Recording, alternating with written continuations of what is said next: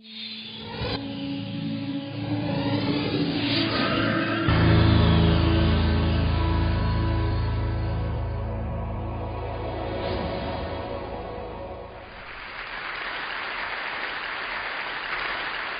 just did something I've never done before.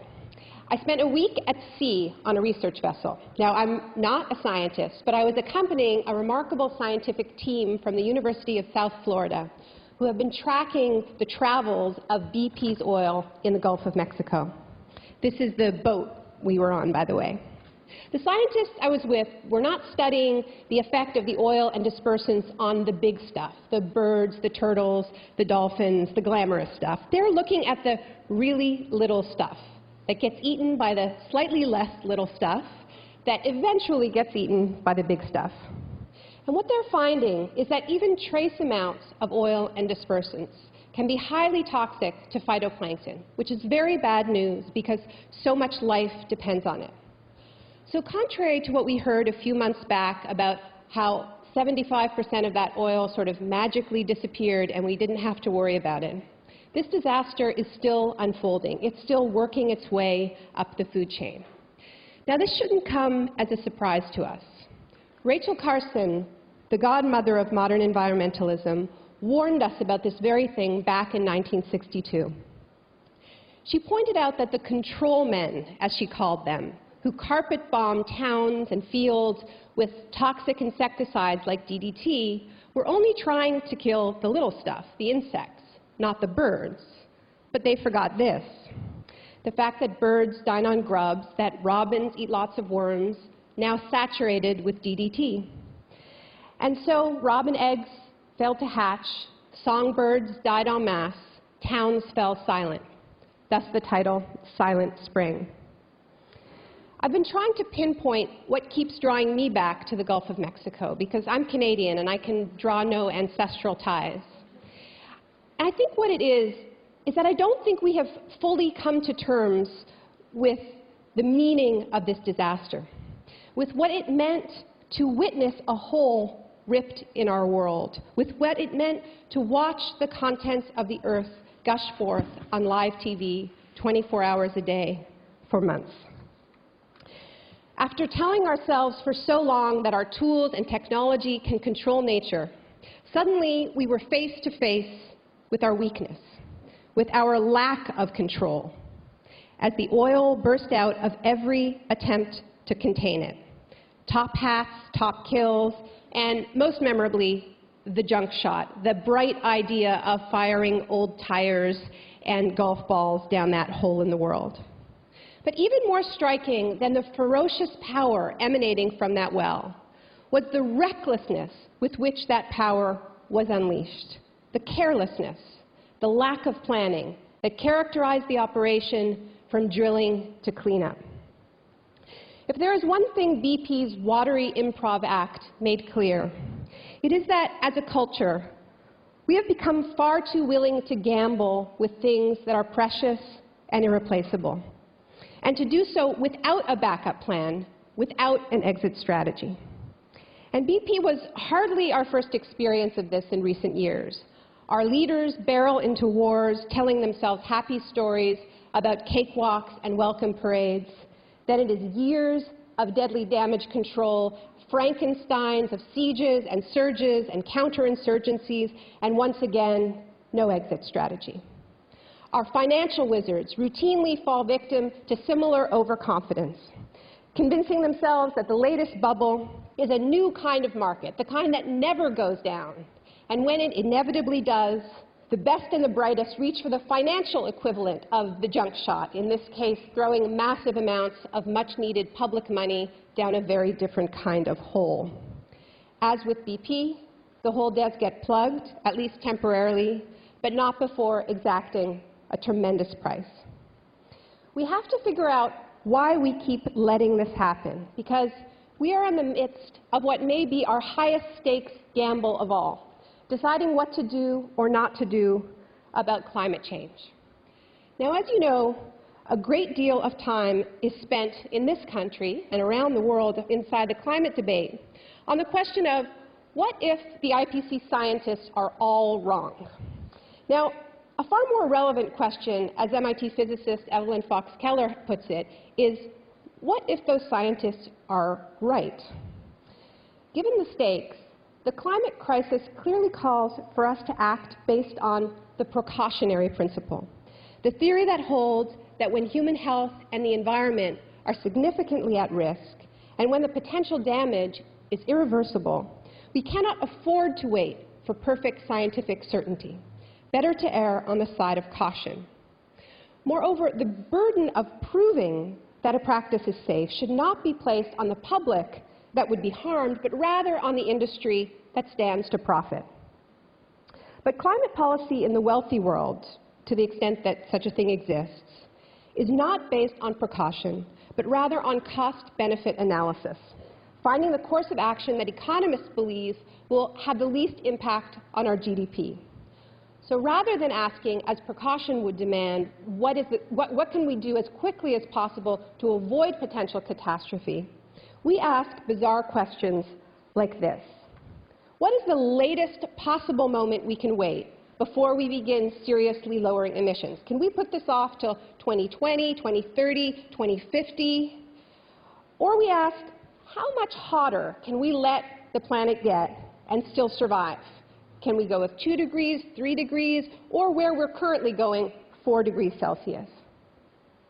By the way, the assumption that we can safely control the Earth's awesomely complex climate system as if it had a thermostat, making the planet not too hot, not too cold, but just right, sort of Goldilocks style, this is pure fantasy, and it's not coming from the climate scientists. It's coming from the economists imposing their mechanistic thinking on the science. The fact is that we simply don't know when the warming that we create will be utterly overwhelmed by feedback loops. So once again, why do we take these crazy risks with the precious? A range of explanations may be popping into your mind by now, like greed. This is a popular explanation, and there's lots of truth to it, because taking big risks, as we all know, pays a lot of money. Another explanation that you often hear for recklessness is hubris. And greed and hubris are intimately intertwined when it comes to recklessness. For instance, if you happen to be a 35-year-old banker taking home 100 times more than a brain surgeon, then you need a narrative, you need a story that makes that disparity okay. And you actually don't have a lot of options. You're either an incredibly good scammer, and you're getting away with it, you've gamed the system, or you're some kind of boy genius the likes of which the world has never seen. Now, both of these options, the boy genius and the scammer, are going to make you vastly overconfident, and therefore more prone to taking even bigger risks in the future. By the way, Tony Hayward, the former CEO of BP, had a plaque on his desk engraved with this inspirational slogan: "What would you attempt to do if you knew you could not fail?" Now, this is actually a popular plaque, and this is a crowd of overachievers, so I'm betting that some of you have this plaque. Don't feel ashamed. Now, putting fear of failure out of your mind can be a very good thing if you're training for a triathlon or preparing to give a TED Talk. But personally, I think people with the power to detonate our economy and ravage our ecology would do better having a picture of Icarus hanging from the wall, because maybe not that one in particular, but I want them thinking about the possibility of failure all the time. So we have greed, we've got overconfidence / hubris, but since we're here at TED Women, let's consider one other factor that could be contributing in some small way to societal recklessness. Now, I'm not going to belabor this point, but studies do show that as investors, women are much less prone to taking reckless risks than men, precisely because, as we've already heard, women tend not to suffer from overconfidence in the same way that men do. So it turns out that being paid less and praised less has its upsides, for society at least. The flip side of this is that constantly being told that you are gifted, chosen, and born to rule has distinct societal downsides. And this problem, call it the perils of privilege, brings us closer, I think, to the root of our collective recklessness. because none of us, at least in the global north, neither men nor women, are fully exempt from this message. Here's what I'm talking about. Whether we actively believe them or consciously reject them, our culture remains in the grips of certain archetypal stories about our supremacy over others and over nature. The narrative of the newly discovered frontier and the conquering pioneer, the narrative of manifest destiny, the narrative of apocalypse and salvation. And just when you think these stories are fading into history and that we've gotten over them, they pop up in the strangest places. For instance, I stumbled across this advertisement outside the women's washroom in the Kansas City airport. It's for Motorola's new rugged cell phone. And yes, it really does say, "Slap Mother Nature in the face." And I'm not just showing it to pick on Motorola, that's just a bonus. I'm showing it because, they're not a sponsor, are they? Because in its own way, this is a crass version of our founding story. We slapped Mother Nature around and won. And we always win, because dominating nature is our destiny. But this is not the only fairy tale we tell ourselves about nature. There's another one, equally important, about how that very same Mother Nature is so nurturing and so resilient that we can never make a dent in her abundance. Let's hear from Tony Hayward again. The Gulf of Mexico is a very big ocean.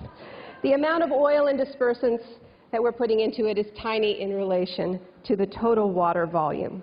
In other words, the ocean is big. She can take it. It is this underlying assumption of limitlessness that makes it possible to take the reckless risks that we do. Because this is our real master narrative. However much we mess up, there will always be more. More water, more land, more untapped resources. A new bubble will replace the old one. A new technology will come along to fix the messes we made with the last one. In a way, that is the story of the settling of the Americas, the supposedly inexhaustible frontier to which Europeans escaped. And it's also the story of modern capitalism, because it was the wealth from this land that gave birth to our economic system, one that cannot survive without perpetual growth and an unending supply of new frontiers. Now, the problem is that the story was always a lie. The Earth always did have limits. They were just beyond our sights. And now we are hitting those limits on multiple fronts. I believe that we know this. Yet we find ourselves trapped in a kind of narrative loop. Not only do we continue to tell and retell the same tired stories, but we are now doing so with a frenzy and a fury that frankly verges on camp. How else to explain the cultural space occupied by Sarah Palin? Now, on the one hand, exhorting us to drill, baby, drill, because God put those resources into the ground in order for us to exploit them. And on the other, glorying in the wilderness of Alaska's untouched beauty on her hit reality TV show. The twin message is as comforting as it is mad. Ignore those creeping fears that we have finally hit the wall. There are still no limits. There will always be another frontier. So stop worrying and keep shopping. Now, would that this were just about Sarah Palin and her reality TV show. In environmental circles, we often hear that rather than shifting to renewables, we are continuing with business as usual. This assessment, unfortunately, is far too optimistic. The truth is that we have already exhausted so much of the easily accessible fossil fuels that we have already entered a far riskier business era, the era of extreme energy. So that means drilling for oil in the deepest water, including the icy Arctic seas, where a cleanup may simply be impossible.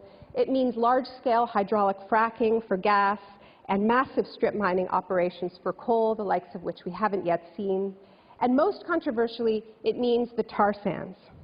I'm always surprised by how little people outside of Canada know about the Alberta tar sands, which this year are projected to become the #1 source of imported oil to the United States. It's worth taking a moment to understand this practice because I believe it speaks to recklessness and the path we're on like little else. So this is where the tar sands live, under one of the last magnificent boreal forests. the oil is not liquid. You can't just drill a hole and pump it out.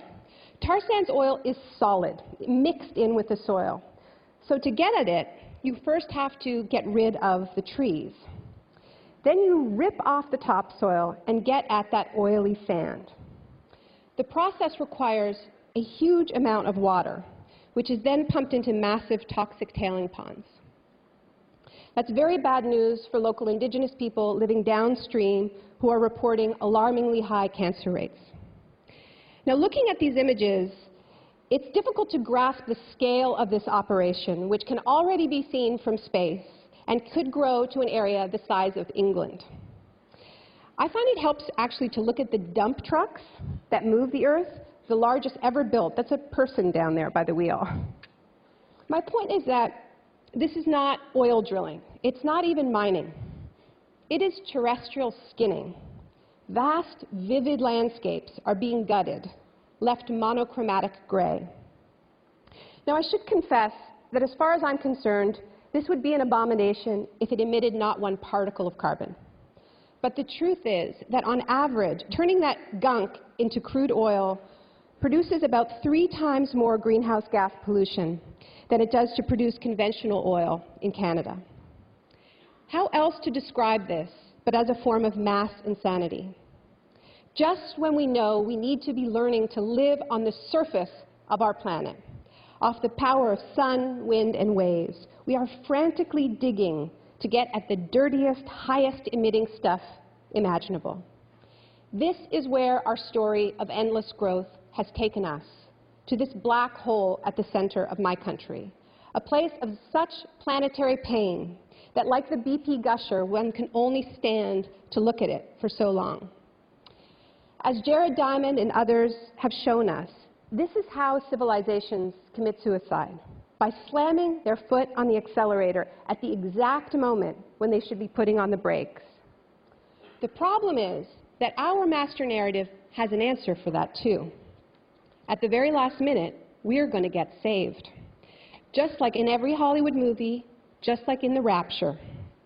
But of course, our secular religion is technology. Now, you may have noticed more and more headlines like these. The idea behind this form of geoengineering, as it's called, is that as the planet heats up, we may be able to shoot sulfates and aluminum particles into the stratosphere to reflect some of the sun's rays back to space, thereby cooling the planet. The wackiest plan, and I'm not making this up, would put what is essentially a garden hose 18.5 miles high into the sky, suspended by balloons to spew sulfur dioxide. So solving the problem of pollution with more pollution. Think of it as the ultimate junk shot. The serious scientists involved in this research all stress that these techniques are entirely untested. They don't know if they'll work, and they have no idea what kind of terrifying side effects they could unleash. Nevertheless, the mere mention of geoengineering is being greeted in some circles, particularly media circles, with a relief tinged with euphoria. An escape hatch has been reached. A new frontier has been found. Most importantly, we don't have to change our lifestyles after all. You see, for some people, their savior is a guy in a flowing robe. For other people, it's a guy with a garden hose. We badly need some new stories. We need stories that have different kinds of heroes, willing to take different kinds of risks, risks that confront recklessness head-on, that put the precautionary principle into practice, even if that means through direct action, like hundreds of young people willing to get arrested, blocking dirty power plants, or fighting mountaintop removal coal mining.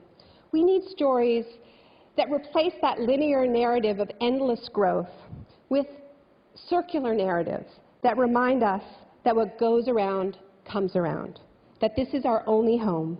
There is no escape hatch. Call it karma, call it physics, action and reaction. Call it precaution, the principle that reminds us that life is too precious to be risked for any profit. Thank you.